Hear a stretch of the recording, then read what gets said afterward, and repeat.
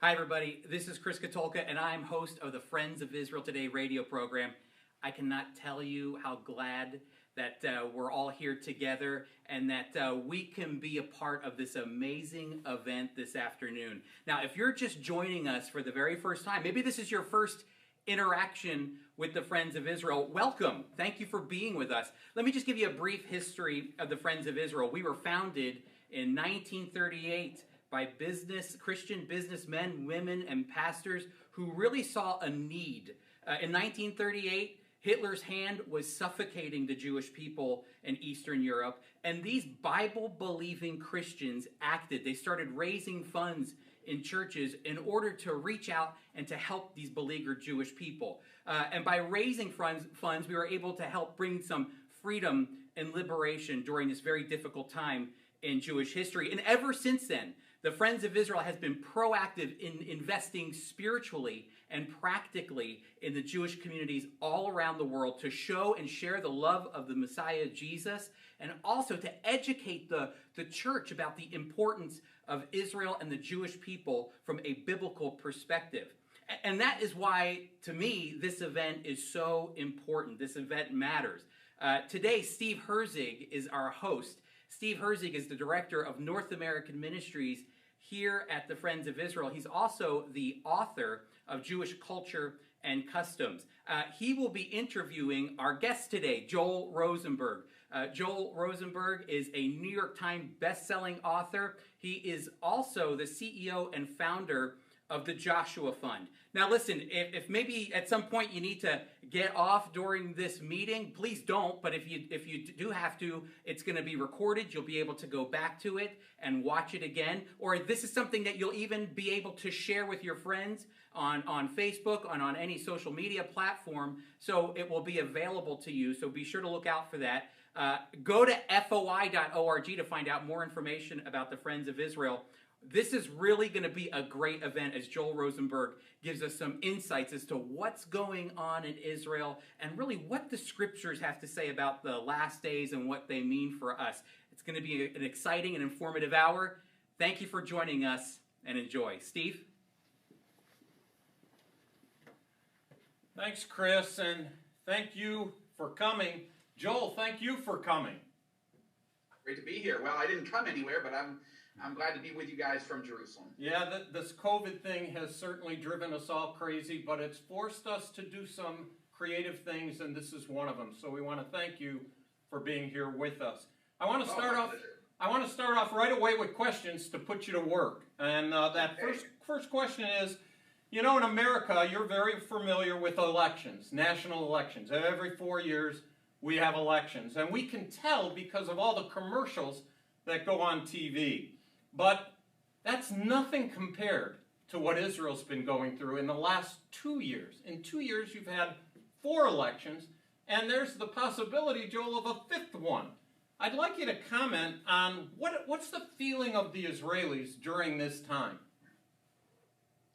Well, Steve, we are, of course, a nation that prides ourselves that we are the only, certainly the most real and robust democracy in all of the Middle East, and but I think it's taking this is taking it a little far to basically have an election every 6 months is something that's pretty extraordinary. I mean, Steve, my wife and I have been citizens of Israel now, dual U.S. Israeli citizens, for 7 years. Okay, we voted 5 times.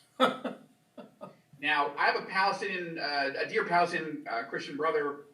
He's in his 70s. I had lunch with him last year, just before the whole COVID lockdown. He's voted once in his entire life, and we voted 5 times in 7 years. So,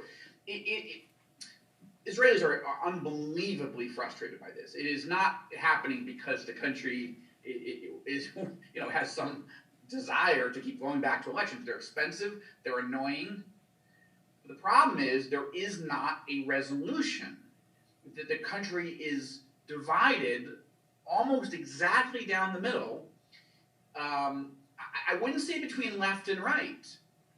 The main argument over the last 4 rounds of elections is not between left and right in Israel, the way you would think of it in an American context. The issue here is between Prime Minister Benjamin Netanyahu is doing a great job. He's got flaws, but we need him in the cockpit as this plane goes through turbulent times. That's half the country.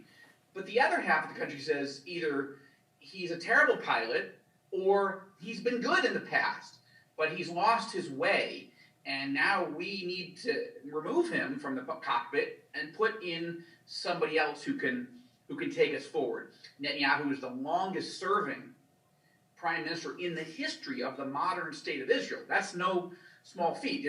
The original was David Ben-Gurion, the founder of the country. So Netanyahu has huge strengths. There's no question about it. And I'll just wrap up because I could go on and on. But think of just what's happened in the last several years under Netanyahu's watch. And I say these as positives. He persuaded President Donald Trump to recognize that Jerusalem, where I'm speaking to you from now, where my home is, where we purchased an apartment, is in fact the eternal and indivisible capital of the Jewish people in the state of Israel. He persuaded Trump then to move the U.S. embassy from Tel Aviv to Jerusalem. He's persuaded Trump to recognize Israeli sovereignty over the Golan Heights. He persuaded Netanyahu persuaded Trump to withdraw from the dangerously flawed Iran nuclear deal, to impose a maximum pressure campaign against the genocidal apocalyptic leaders in Tehran. I'll give you one more, but that's pretty good. He persuaded, or let's say negotiated with Trump's help, not one, not two, not three, but 4 historic, game-changing, mind-defying Arab-Israeli peace treaties, the Abraham Accords. For any other leader at any other time, this would result in landslide victories. But much of the political sphere believes that that's all true. I haven't gone through the list of things that people are frustrated about. I will if you want. But the point is there's tremendous frustration with Netanyahu here.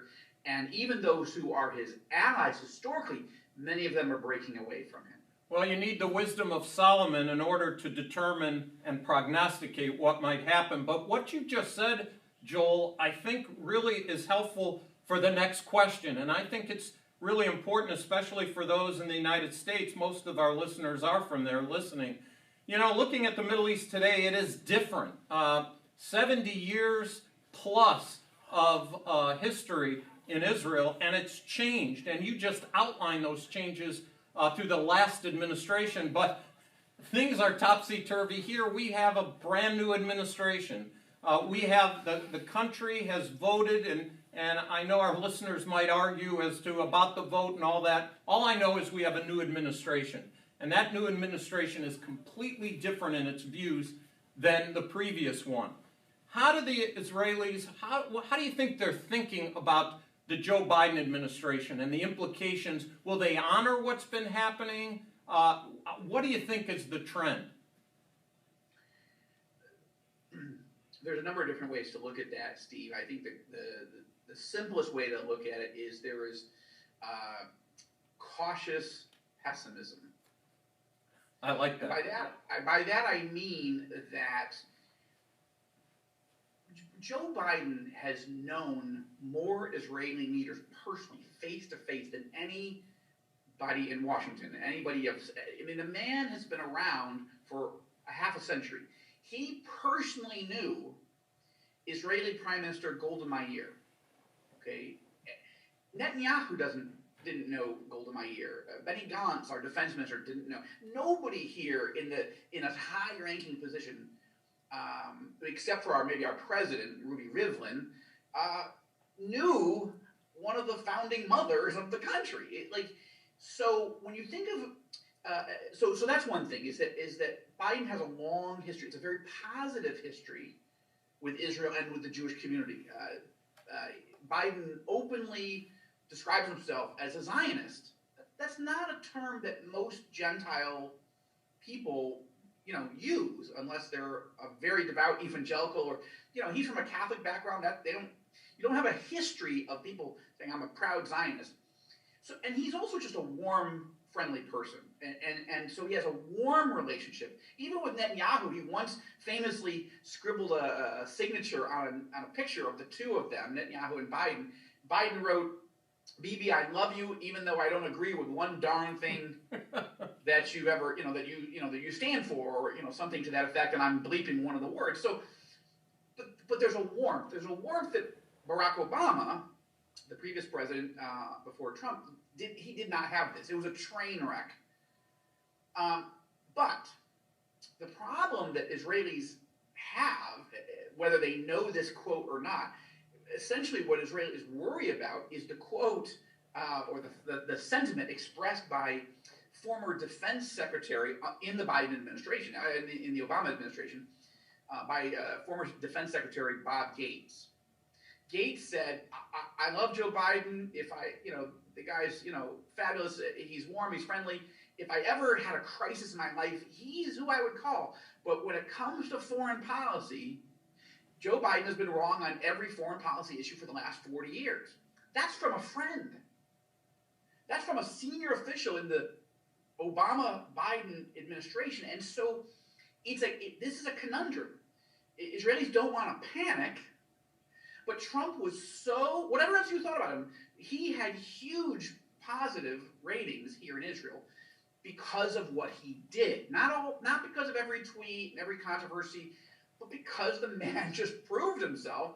He loved Israel and was willing to stand with us in every possible way. We've never seen an American president be so pro-Israel as Donald Trump. You can say whatever else you want about him. I was a never Trumper, just for context, in the 2016 campaign. I will just say, I know this is not a partisan thing, just so people have context, were my cards. I was against him. But I did ultimately hold my nose and vote for him. But I was cautiously pessimistic, almost aggressively pessimistic. I think you were like a lot of people. I think you were a lot of people felt that way. In the end, I actually was invited to meet with him in the Oval Office. And in that meeting, I told him the story. And I said, look, I was against you. I voted for you super reluctantly. But in the end, you will go down in history as the most pro-life, but also the most pro-Israel president in the history of the United States of America. And that's pretty good. And I walked him through all the reasons why. So Israelis are worried. And they don't like where Biden is heading on Iran. They don't like the fact that Biden didn't even call Israeli Prime Minister Netanyahu for more than a month after taking the oath of office. So there are concerns, but nobody wants to hit the panic button yet because Biden is historically so friendly. I don't think he means it. I don't think he intends his policies to be harmful to Israel, but sometimes they have been. Do Israelis have confidence that Joe Biden is the person? Is there any talk, as I've heard just scuttlebutt around when I travel, that there's somebody else, some other group that makes the decision and he kind of goes along? Have you heard, do Israelis talk that way at all? No, I'm not hearing anything serious, either in terms of him being illegitimately put in office, the whole controversy from January 6th and so forth, or that he's not in command. Now, there's a general concern about him overall. Is nice guy, but is he up for it? Yep. Yeah, but whether he's actually in charge, I don't think that's the question right now. Good. But I do think there's a concern, and I would add one other thing. Vice President Kamala Harris is not a known quantity here. She has been here when she was elected a senator, but she's not even served a full Senate term. So there's a concern about her. Now, she's married to a Jewish man. And she has Jewish stepchildren who call her Mamala instead of Kamala, right? So, yeah. So that's an interesting story because because Biden, to his credit, okay, has pushed back against the crazies in the Democratic Party who are hostile to Israel, who want to defund Israel. I mean, if you look at, even someone like Senator Bernie Sanders, whose family, he has family that died in the Holocaust, right? He's Jewish, but he is hostile. I'm just sorry. I'm sorry it's true, but it's true. He's hostile to Israel. He's called even this week for cutting military funding to Israel and so forth. So, and there are others, obviously. The young women now that are very pro-Palestinian, very hostile to Israel, borderline anti-Semitic. Some maybe not so borderline. So Biden has pushed back against that, to his credit. And in bringing in Kamala Harris, we don't actually know what she really believes. We do know she's married to someone Jewish, so there's not an immediate reflexive sense that she's hostile. But again, you could be Jewish and hostile to Israel as absolutely. In fact, one other point, and I hope it's a takeaway for people, again, just to keep context. Biden was one of the architects of the Iran nuclear deal. So in my view, that was very bad. Biden takes pride in the fact that he persuaded President Obama to pull all U.S. forces out of Iraq in 2011, which created the very vacuum that everybody, including Secretary of Defense Bob Gates, told them it would, which created ISIS. So, which led to genocide, right? So these are very bad things. But I will say one other positive thing for Biden, and that is this: he was very active in promoting the U.S. congressional funding of Israel's Iron Dome anti-rocket defense system. And he's a huge proponent of it. It happened during the Obama-Biden years, and it has saved countless Israeli lives, mine own included. I've been under Iron Domes when I've watched them shoot rockets from Gaza out of the sky, and I was standing right there. So I just think we always need fairness, right? Just like if you're pro-Trump, you realize how badly he was treated, that not everything that was said or alleged against him was true. We have to have the same perspective towards Biden, even if we have criticisms. But, the main thing is to be praying. I told President Trump that once he took the Oval Office, I prayed for him every single day, for him, for his wife, for his family, for his team. And I'm doing the same for Vice President Biden and, of course, for President Biden and Vice President Harris. As well, we should. Just a note, President Biden is a Jewish grandfather. He's not Jewish, but he has Jewish grandchildren. And great point. So it is important biblically that we remember to pray for those in authority over us. So I appreciate that. Joel, you mentioned Iran, and that segues really nicely to the explosion that took place at the Natanz nuclear facility in Iran. There's tension. I know as a Jewish person and as an evangelical and support of Israel for years now, I have felt personally the tension in Iran, and sometimes with my Jewish background, I might worry more than I should, but I do. What's the reaction to that explosion in Natanz, and where do you see this going? Well, this goes back to two other points, and it links in together, Steve. The first is what Netanyahu, for all of his critics, what he's doing right. Remember that one of the things he did a few years ago was order the Israeli Secret Service, the CIA of Israel, known as the Mossad, to sneak into Tehran and steal the entire nuclear weapons archive of the Iranian government. And they did it. It should become a movie someday. I remember that. It was amazing. It's a thriller, which I wish I had written. It's unbelievable. We have the entire archive. They just, tons of material. The same thing is true with Natanz. We don't know precisely if Israel was responsible, but Israel doesn't seem to be denying it. In a rare moment, there are a lot of hints coming out of Jerusalem that, Israel was totally responsible for this explosion that took out the power supply for Iran's main uranium enrichment facility that is enriching uranium, heading towards the capacity to build weapon-grade, uranium to build nuclear weapons, warheads. And apparently, if the news reports are to be believed, the devastation is so bad that it's really set back the Iranian program. I don't know for sure. But that would be another, evidence that that Israel, and under Netanyahu, but Israel is not waiting around for the United States or any international power to figure out how to stop Iran from getting the bomb. Israel feels that we want the United States to figure out a way.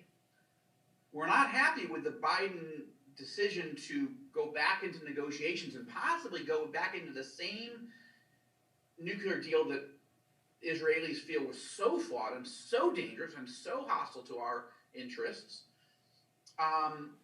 and that economic sanctions might be lifted right at a moment, Steve, where a new International Monetary Fund study shows that the foreign currency reserves in Iran have dropped from 123 billion down to 4 billion.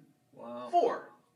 Because of the economic sanctions that the Trump administration, the maximum pressure campaign that they imposed.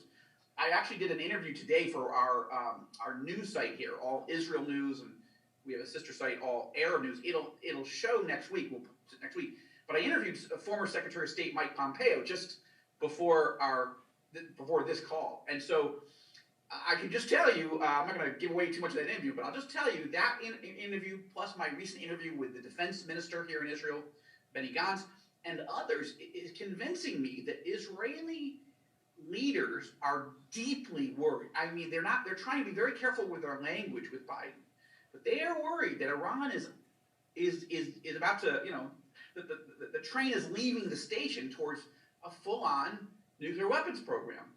And maybe Iran is doing all these provocative moves, enriching to 20%, which they were only supposed to enrich till 3.5%, but now they want to do 20%. Now they're saying 60% they're already doing. This is very dangerous.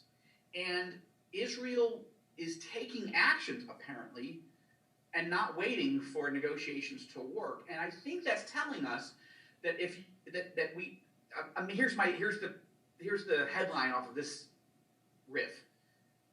Do not stop praying for the peace of Jerusalem just because Israel and 4 Arab neighbors made historic and wonderful and so encouraging peace treaties last year. The threat has not gone away. Those are countries that we're very happy to have peace with and normalization, but they weren't threats to us. Iran is more dangerous today than at any other time. Hey, I really appreciate that, and being nervous, as I said, about Iran is not just because I'm Jewish, but because I'm an evangelical. And those of us that hold to the scriptures realize that there's 2 chapters in the scripture, Ezekiel chapter 38 and 39, very familiar chapters, I might add, for you. You've written extensively about them in lots of different areas, and that's where I want to segue here now, is to talk to you a little bit about Gog and Magog and talk to us in reference to what you just said about Iran and how concerned Israel is. That's the secular aspect. That's what's going on. But biblically, you have an extensive knowledge and understanding and an opinion. We're Jewish. We have opinions. You get 2 of us, you get 3. So I want to hear your opinion and your educated and theological perspective as to Ezekiel 38 and 39 and how it segues to what you just discussed. Happy to do it, Steve. I'm going to do my best to keep my opinion out of this, though obviously I put my cards on the table. I'm not a fully impartial person. I have strong views, and I'll explain why. Let me just walk through some of the elements of this prophecy, which many of your viewers and readers may be familiar with, but we really need to become familiar with these passages today. Because some things are happening in recent years, recent weeks, that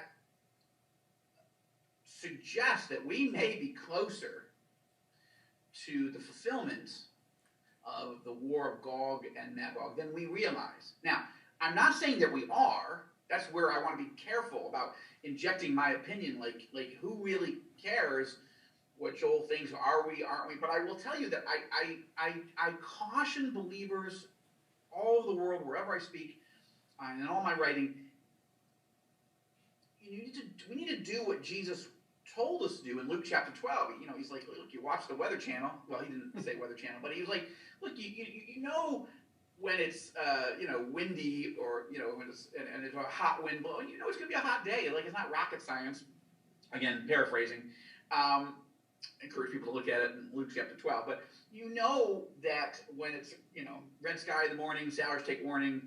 Red sky at night, sailors are like, all right, he didn't say it quite that way. But the point is, he's basically saying, you guys analyze the earth and the sky. You because you're farmers, because it's an agrarian society, you know, the weather is important to your day-to-day life and your livelihoods.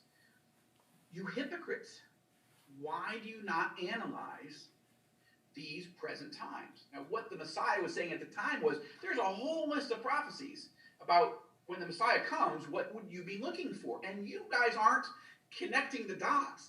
You're not taking the list and going, oh, look at that. He was born in Bethlehem. Oh, not just Bethlehem in the north, not Bethlehem, Pennsylvania. He was born in Bethlehem, Judea, in Ephrathah. Oh my gosh, that's interesting. How many people are from that little village? Not that many. Was he born of a virgin? Oh, yes, he was. How many people from Bethlehem, Judea, Ephrathah have been born of a virgin? Not that many. So, and as you started to go through, Jesus basically saying, are you paying any attention to the messianic prophecies in the scriptures? You already sense in the first century that the Messiah is coming, and he's coming soon. John the Baptist is telling you he's coming soon. Hello? Now, okay, so that's the same approach we need to take to prophecy, which is, what does the text actually tell us? What are the things that are watchable, that are knowable? And then what's happening in our world? Are we analyzing the present times in which we live from a biblical worldview, from a what I call the third lens of Scripture, particularly prophecy? And so on that note, I'll just say this. If you look at Ezekiel 36, 37, and then into 38, what are you looking at? You're looking at a series of prerequisites prior to this big Gog and Magog war. And the Gog and Magog war is Russia and Iran and Turkey and a group of other countries building an alliance surrounding Israel and coming to attack us in what the Bible calls, quote, the last days, unquote, and that the attack will largely come from the north. Okay? That's the war of Gog and Magog. Right? Now, what are the prerequisites? Well, Israel has to be reborn as a sovereign nation state. Check. Mm-hmm. Jews have to be returning and resettling in the land of Israel. I think you can check it. I'm not saying that all Jews are here. You're still, obviously, in New Jersey or wherever you are right now. Like, okay, so we're not all back yet. And I joke with Israelis, look, when 5 million American Jews come back, like, that's going to be a lot of traffic problems. You think we have problems now? Housing prices are high now to get an apartment. Wait till all the American Jews come. Okay. But still, it's extraordinary. Here I am talking from Jerusalem. One of the prerequisites in the text tells us that the Jews will be rebuilding the ancient ruins. Well, that's happening. I'm not saying these are fulfilled, but they're being filled. Maybe they're not fulfilled. Maybe they're not going to be fulfilled, which is on the full, for hundreds more years in God's economy. But look at what's happening. That's the setup. And then Israel has to be prosperous. There's no question Israel is more prosperous today than any other time since Solomon, right? We have natural gas, massive quantities of natural gas off our borders. We have a Silicon Wadi, right? Instead of a Silicon Valley. We've got, most of the stuff that's made in your phone or in your computer or your high-tech stuff was built or designed or invented in Israel. Something big is happening here, but also Israel's feeling secure. Yes, Iran's a threat. And there are other threats. But at the same time, Israel does have a strategic relationship, an alliance with America, the world's only superpower. We do have F-35 stealth fighter jets that can slip into our enemy countries without even being seen. We have submarines parked, lurking right off the coast of Iran right now as you and I speak. They have missiles that are not going to leave an insignificant scar on the Iranian regime and its military facilities if they have to be used. They're parked right there and waiting. We have peace treaties with Egypt, with Jordan, and now with 4 other countries. So Israelis, it's a conundrum, right? Two things are true at once. Israel is the most targeted country on the planet, and Iran is becoming more dangerous than ever. I just said that. And yet, Israelis feel more secure than we ever have. We're Jews. We get that people hate us, and they want to kill us, and they want to annihilate us. That's not new. You go back to, Haman trying to say we're going to annihilate the Jewish people, or the Pharaoh, and right up to Hitler, and right up to, the Ahmad genocide, Mahmoud Ahmad genocide in his day, the president of Iran, and now the mullahs in Iran. Look, people hate us, they want to destroy us, but yet God is favoring us. This is exactly the dynamic, Steve, that the Bible speaks of that would be in motion before this Russian, Iranian, Turkish alliance happens. And now, in the last 20 years, particularly in the last 10 years, even particularly in the last few years, Russia, Iran, Turkey are forming an alliance. That is not normal. It hasn't happened in the 2,600 years since Ezekiel wrote the prophecy, but it's happening now. Now, one curveball, I'll just give you one, and then I'll stop, because I don't, now I'm giving a sermon, so I don't mean that. But one country that's interesting is the country in the prophecy of Cush. Now, historically, a lot of English translations of Ezekiel 38 will describe Cush, will translate it as Ethiopia. And it's certainly true that Ethiopia is part of what ancient Cush was. But ancient Cush is really the country we would today call Sudan. Now, when I wrote a book called Epicenter 15 years ago, which really goes into these prophecies and what was happening then, 15 years ago, it looks, wow, things are really moving. The trajectories are so interesting and compelling that we're getting closer to the fulfillment of this prophecy. But at the time, I said, well, Sudan, that's interesting because Sudan is a country that's a radical jihadist country aligned with Iran. When President Mahmoud Ahmadinejad wanted to give a speech talking about destroying the evil cancer of Israel, he gave it in Khartoum, the capital of Sudan. Sudan has a military relationship, buying weapons from Russia. So at that time, 15 years ago, it seemed like, well, I can see Sudan being in a coalition against Israel. But today, Sudan has just signed a peace treaty with Israel. So it's actually moved us back slightly from the brink. And it's interesting what's going to happen there. Turkey, when I wrote the book 15 years ago, was a friend of Israel. And Israelis took cheap vacations by flying up to Antalya and other coastal cities in Turkey. It's beautiful. I've done it. It's just a gorgeous country. But in the last few years, under President Recep Erdogan, the Turkish president, he is taking them to the dark side, hostile to Israel. And yet, this week, now he's talking about maybe lightening up a little bit on Israel and maybe Egypt. So let me stop there. I'm happy to talk more about it, but there are things that are happening that are very consistent with the prophecies. There's some things that are happening that are not consistent with the prophecies. I think that's helpful. I think that's helpful. It is a conundrum, and I think you pointed some things out that will be helpful for our people.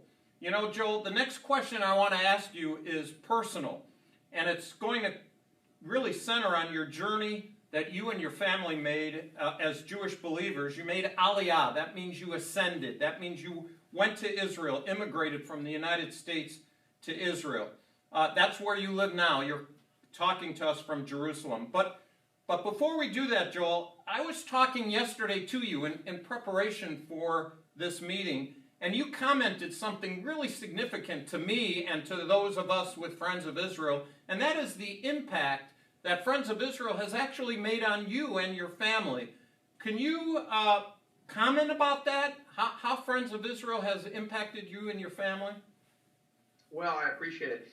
I wouldn't say that the impact has been direct. What I would say is that Friends of Israel is a ministry that we have been so encouraged by. The staff that we know personally and well and respect deeply. These are really wonderful believers that whose heart and whose fruit is really being borne out by as they care for, they love, as they minister to Jewish people, particularly here in the land of Israel. So much so that we've been so encouraged by the Friends of Israel ministry that we are financial supporters, have been for a number of years. So it's not a direct impact, but it is an impact that encourages us because, a lot of ministries in the world today, they will describe that they love Israel and they will provide political support and all kinds of enthusiastic support for Israel, but they're not willing to get involved in telling Jewish people that our Messiah has come, or helping young new believers in Jesus from a Jewish background to walk and grow in their faith. And that's a shame because more Jews are coming to faith in Jesus as Messiah in the last 20 or 30 years than in the last 20 centuries. And that's true in America. There are now 871,000 Jewish followers of Jesus. That's an extraordinary number. We did a research project that Joshua Fund helped fund a few years ago with the Southern Baptists. That's an amazing concept. Almost 900,000 Jewish evangelicals in the United States alone. Here we've gone from 23 Jewish followers of Jesus in 1948, 23, some of whom I still know. I know them personally. It's like knowing believers off the Mayflower or something.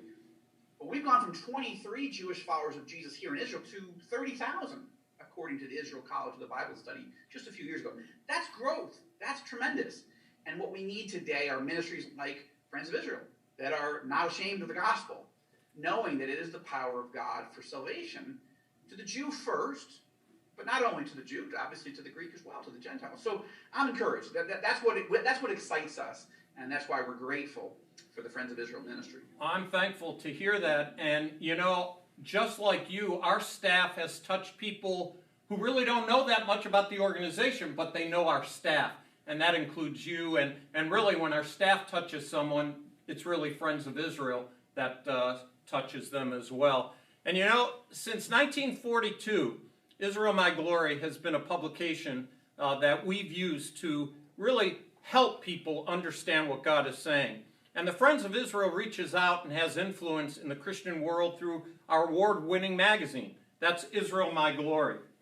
And this particular issue, the power of the gospel that you've heard Joel talking about today, if you want to keep up to the trends that impact Israel and the Christian world, I want to encourage you to get a 1-year free subscription to Israel My Glory. You can do that simply going to israelmyglory.org/subscribe. There you can subscribe and receive 6 free issues. Yep, we're giving it to you free, either digitally or in print. That it's going to keep you informed as to the events that are happening in Israel, biblical teaching, all about the Jewish people. And again, head to israelmyglory.org/subscribe. And we'll thank you, really thank you, for doing so. Well, Joel, that gets back to that question that I wanted to ask you.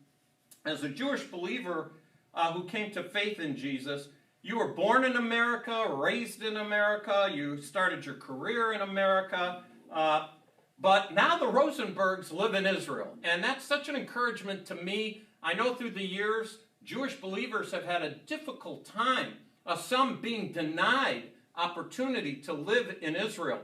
And I am fascinated by the fact that you, such a well-known person, look, I remember your work at Epicenter and you talking to Benjamin Netanyahu and saying, I need to tell you something. Before I work for you, you need to know where I stand. And then Netanyahu, as you described it, just said, oh, look, you think you'd be here if I didn't know that? And anyway, I just thought that was an interesting thing. Describe for us. Just to be clear, that was to one of his senior advisors, not to him directly, but yes, it's true that I had an opportunity to work for him 20-some years ago, and as a believer. And now I wasn't as known then. I was not a published author. I was not preaching and teaching and all over the world. I wasn't. But my faith was real, and it was amazing that a once and future Prime Minister of Israel would hire. But then you made it to Israel. When you did make it to Israel as a believer, they knew about you. And that to me was the fascinating part. Can you tell us a little bit about that? That 7 years ago you made the journey, the adjustments that you've had to make. Can you comment about that? Yeah, unfortunately, personally, it's been the 7 fat years. Emotionally, at times it has been the 7 lean years. It's a challenge. Look, I meet Jewish believers who have been denied or fear being denied the right to emigrate into Israel and make Aliyah. And it's very painful. And they ask me, what is your secret? And I don't have a secret. I mean, there was no secret. We applied. We wrote a cover letter that says, we're evangelicals. We didn't want to hide it. I'm pretty high profile, so, I'm pretty Googleable, Steve, so there was no point in hiding it. In fact, for me, it was sort of like that cover letter to the application was sort of like Elijah, pouring gallons of water on the sacrifice. Like, if it lights, it's God. Nobody's going to give the Rosenberg any credit, and we don't deserve any. The Lord, in a still small voice, called us to come. Mid-career, teenagers, not a convenient time to sell your home, do Genesis 12, leave your home, leave your father's house, and go to the land I will show you. Now it was easier for us in the sense that we had, a plane to take us there. We had, but we had phones and Waze, which is the GPS system. But it's difficult. So God just did it sovereignly. He doesn't. There's nothing. Job 42 tells us that nothing can thwart His will. If God wants you in this country, under any visa setup or under citizenship, He will do it. Nobody can thwart that. We have to trust the God of Israel. If He's calling us in, He's going to make a way. So there's no secret for us. Now, we had some good counsel, right? We tried not to do things that were foolish. But I think the larger point is, having come here, having brought our kids many times, they love Israel, but it was hard, Steve. Americans mostly don't make Aliyah, right? Most Very Jews difficult. who move to Israel, they are coming from countries where they are in danger, or they perceive themselves to be in current or not too far from now danger.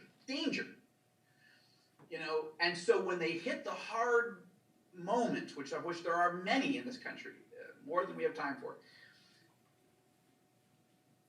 it's cross-cultural, it's food, it's relationships, it's politics, it's trying to get, a driver's license. You cannot even believe how hard things are. It's just, you're like, how do people this bright, how do they have systems that are so messed up? It's unbelievable. Nevertheless, when you hit those moments, relationally or structurally, bureaucratically, whatever, legally, financially, if you're from Yemen, you're like, well, thank God I'm not in Yemen. Thank God I'm not in Ukraine where they're beating the snot out of me. Okay, we're here, we're safe, but it's hard. Okay. Americans don't think that way. That's true. When you leave the world's wealthiest, most powerful country on the face of the planet in the history of mankind, where everything's been made to be as easy as possible, and you come to Israel, a developing country, a mixed, between east and west, it is not easy. And it hasn't been easy for us. But it's what we're supposed to be doing. We see fruit. We're so glad. We're grateful. But it's hard. And I don't want to kid anybody. It's not for the faint of heart. And therefore, I don't try to go out and persuade people to make Aliyah. It's between you and the Lord. When the Lord, He's got a timing. When He's ready to call you, say yes. We have a son named Jonah. We have 4 sons. You name your kid Jonah, and he calls you to Israel, you really shouldn't get on a Disney cruise and go in the other direction. You sort of, you sort of made your bed, and it's now time to lie in it. You can't, you need to learn the lessons. But so don't resist God. That's a great encouragement. In fact, for those people who might not be familiar with Jonah, go read the book, and you'll know what Joel was speaking about. You know, another question, Joel, that you and I, there's a relationship that we both have. That is, we're Jewish, and we believe that Jesus is the Messiah.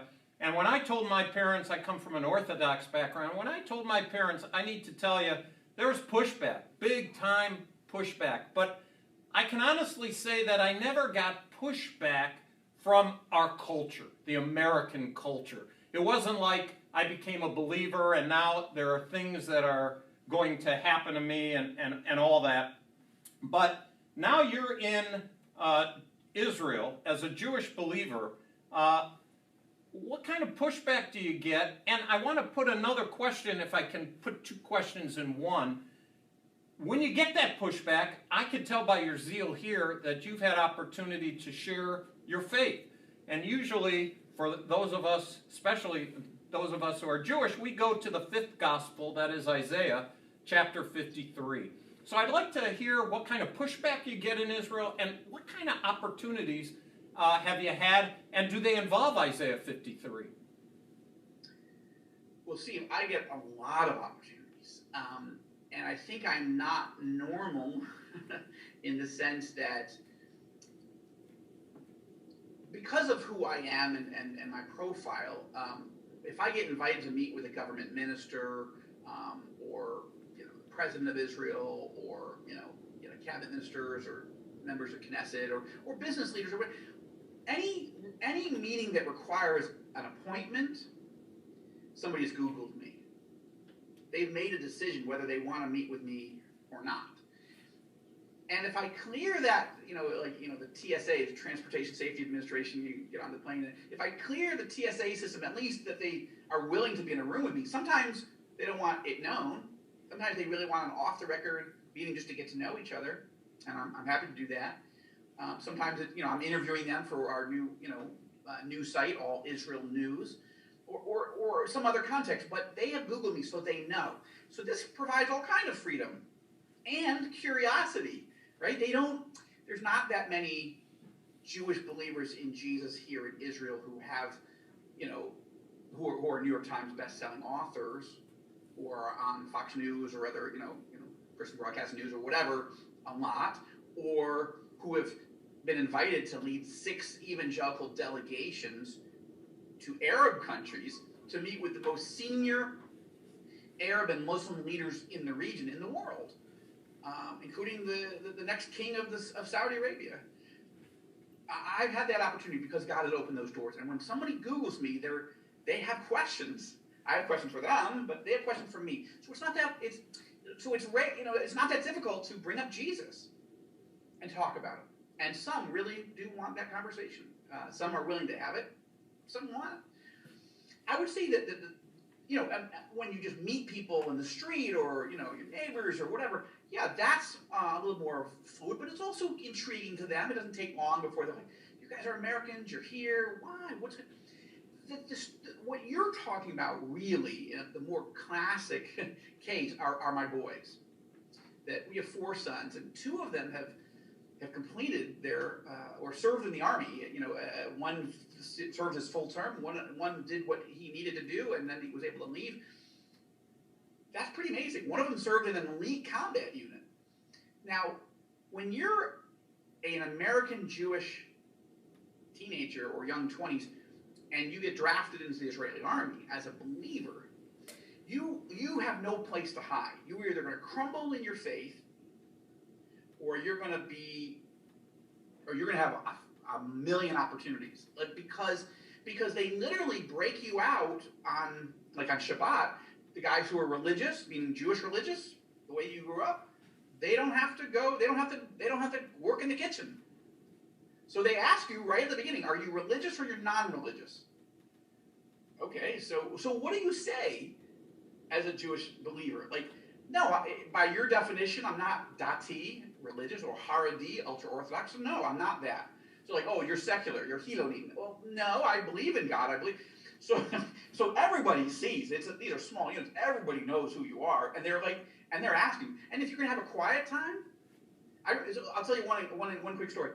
One of my sons was he was in this combat unit, and his his commander said, so are you religious or not religious? He's like, well, so he had, he told him. So it's like, well, what does that mean? The commander didn't know what to say. The commander's only 21 or 22, right? So he says, well, do you want, on Saturday, do you want to go to the synagogue? Or daily, do daily prayers? Are you going to the synagogue or are you not going to the synagogue? No, not really, but don't you spend time reading the Bible and praying? Well, yes, I do. Well, where do you do that? Well, wherever. All right, look, go to the synagogue, he said, and just sit on the bench outside. Okay. So he does that. Well, then another guy says, well, I want to start studying with you. Okay. Well, then one day, the really religious, guys in the unit come out, and one of them is just hot as a pistol. Like, he's furious. And he's screaming at my son in Hebrew, how dare you, and just, you can imagine. Oh, I can imagine. And the guy who was younger in his faith and struggling, but who wanted to study with my son, Jacob, now the guy's pushing him, and the guy's, the young believer's glasses go flying off, and Jacob's standing in between them, and it becomes like, it almost goes to full-on blows. And these are combat soldiers, right? They're not, you guys are trained to kill people. So eventually, the thing gets broken up, and it's the ultra-religious guy who ended up going to jail. And the commander's saying, this is absolutely, not acceptable. I don't care what you believe or don't believe. We're the Israeli army. You can believe whatever you want. Blah, blah, blah, blah. It was like, now that's not normal, but it's changing in the army. There's a lot, and there's this interesting mix between the religious guys and the non-religious guys, and you don't want to side with either. You want to love and be, Yeshua's witness to both, right? Absolutely. How do you do that? And yes, you're on a hilltop over Hebron, a radical Palestinian community with a lot of terrorist activity historically. You're holding an M4 automatic weapon in full combat gear, and you've got an all-night vigil on a hill. And your commander is with you. This happened to both my boys. What do you talk about after the third hour, the fourth hour? Eventually they're going to say, Jesus is going to come up. The Bible is going to come up. Isaiah 53, it's going to come up. And where are you going to go? But as long as you build relationships, the Jewish people do not want to be targeted. They don't want to think that you're coming after their soul. But we're very relational. I think that Christians who talk about targeting Jews, and we got all these strategies. Look, I understand missiology. But missiology is one thing. People are another thing. And nobody wants to be targeted for anything in life. And so we just have to be relational. And that's true in Israel. No, it is legal. It is legal to stand up on a street corner and just preach. Not that effective. I'm not saying you shouldn't do it. I'm not saying nobody will come to faith or hear at least a seed of the gospel. But mostly you're relating to people in your life.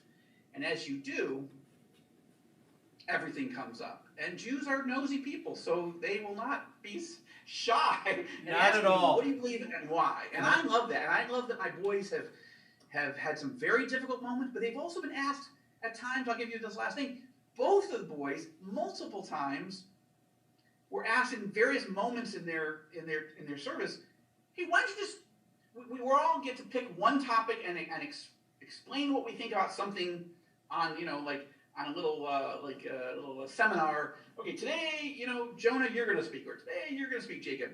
Well, what do you want me to speak about? Well, why don't you talk about what it means to be a Messianic Jew? What is that? Isn't that great? I usually call myself an evangelical, but all right, well, whatever. You're a Jew, you believe in Jesus, whatever. You're here in the army. Tell us. You got the whole hour.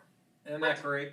Listen, our time is running out, and okay. I want to make sure that we advertised and want to make sure we get some questions in. And as Chris is coming here, I'll start you off with a question that already came in before these questions, and that is, you've mentioned it already. You made inroads in the Arab community. Briefly, I know that's hard for both of us to be brief, but as briefly as you can, but at the same time inform. I find this fascinating. You as a Jewish believer, high-profile person, you're now making inroads in the Arab community. Can you just share a little bit about that, and then we have a couple more questions in the remaining time that we have. Sure, lightning round, super fast. Well, we've been very proactive. We tried to be, both with the Israeli Arab community and the Palestinian Arab community, and particularly with Israeli Arab Christians and Palestinian Arab evangelicals, to build friendship, to listen, to not try to get in a big fight over Zionism and this and that, but to just get to know them and love them and serve them. But it's also true that we have prayed, Lord, open doors. Like, I want to go meet King Abdullah of Jordan. Would you know, that's a crazy prayer. We call them audacious prayers. The Lord has answered them. Sometimes I think we don't pray crazy enough. The Lord's opened doors. I've met with the King of Jordan 5 times, with the President of Egypt 5 times, with the Crown Prince of Saudi Arabia 2 times, 2-hour meetings each time. Like, extensive. So God is opening these doors. I've got a book coming out in September called Enemies and Allies, where I explain what happened, and I walk people through what's changed in the last 20 years since 9/11, who are our enemies, and who are our allies, and what happened, how did I get invited to lead believers to meetings with these top leaders all throughout the region. I think it's going to be a very interesting book for people. That's super. I know about that book. Yesterday when you talked to us, you told us about enemies and allies. And that book, if I'd like you to just, again, briefly, because September 11th is the 20th anniversary. And your book is so timely, I think our listeners would be really interested. That book is, you're planning a September 7th? Yes. So, real briefly, again, tell us about it. Well, Friends of Israel, you're getting a little sneak preview. I literally have not talked publicly about the book Enemies and Allies until today. You can find it on Amazon. You can pre-order it, so I encourage people to do that. But the short version is it's going to look at where are we in our fight with radical Islamism, with Al-Qaeda, with ISIS. What's going on? Just a few years ago, we had genocide going on near our borders from ISIS in Syria and Iraq, and it was horrible. And now it's over. How did we get that? How are we winning? What's been happening? But also this rising Iranian, Russian, Turkish lines. Even if you don't want to look at it prophetically, it's dangerous. I talked to Secretary Mike Pompeo on the record. I talked to Vice President Pence on the record, exclusive interviews. I talked to the Defense Minister of Israel on the record. Like, these are exclusive interviews about the enemies. Then the next section is on the opportunities and the allies. How did the Abraham Accords come about? I was there on the South Lawn of the White House when it was signed. I know the leaders that have made these deals. I have sat with them before they made their deals and then since. And I have the inside story. It's literally the first book of its kind that has exclusive interviews with all these leaders and the story of how it happened. Jared Kushner's writing a book. The former U.S. Ambassador to Israel, David Friedman, writing a book. Mike Pence just signed a $3 million or something, whatever dollar book deal. They'll all tell that story, but I tell it first, and I tell it from the perspective of a follower of Jesus, a Jewish, Israeli, American, dual citizen with 2 sons who serve in the Israeli army. It's not normal, but it's a book that I think your world will find very, very interesting. And well, I better stop there. Yeah, no, that's great. And for those of you watching, if you go to joelrosenberg.com, you can stay abreast of all those things happening. We want to be able to get that kind of information into our people's hands, as I know you do as well. Well, here's a question that came in, and I'm just seeing it for the first time myself. Do you think the COVID pandemic is a forerunner of what people on earth will experience during the tribulation? Do you have any opinion? You're just hearing that. COVID-19, many people, if you go and Google COVID-19 in the Bible, all kinds of different things come up. And we want to take a common sense approach. And I can tell, and reading your work, you always take a common sense approach. So how do you think COVID-19, our listener wants to know how that kind of fits in. What do you think? Well, we have been writing a lot about this on our new news site, All Israel News, for basically for evangelicals, believers around the world who aren't, who are furious with media bias, but aren't sure where to go. Where would I find good reporting, plus links to good, important stories that are in other media? All Israel News. Here's here's the short version. I would say that COVID, I believe, is one of the birth pangs that is spoken of in Luke chapter 21, where it talks about plagues. Okay, you have this massive global moment in the midst of all these other moments, including the rebirth of the state of Israel. This is a birth pang. But birth pangs are indicators that we're heading towards the return of Christ. Doesn't mean that we're there yet, although the rapture could happen at any moment. But, birth pangs, contraction, release. This has been a contraction, and a very, very painful one.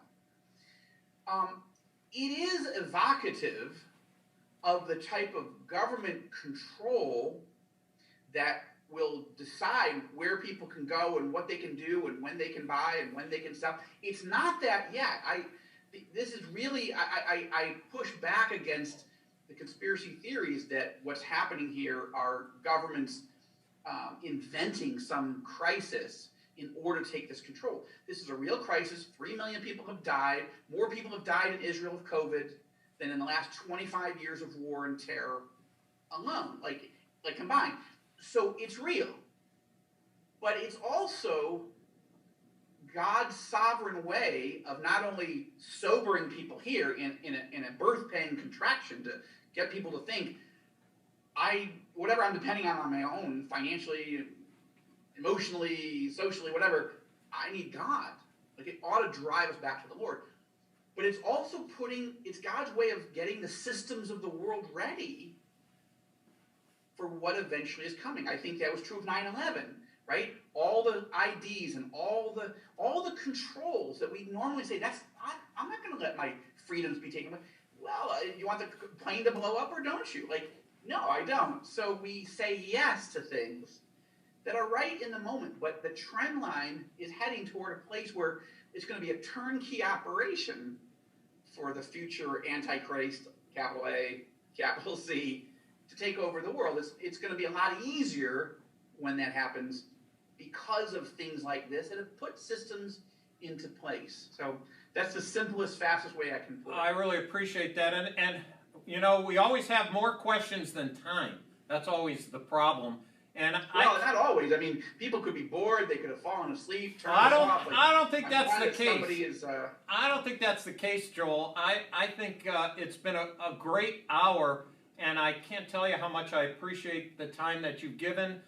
We really appreciate it. I want our viewers to remember that you can go to joelrosenberg.com and Israel News, all Arab news.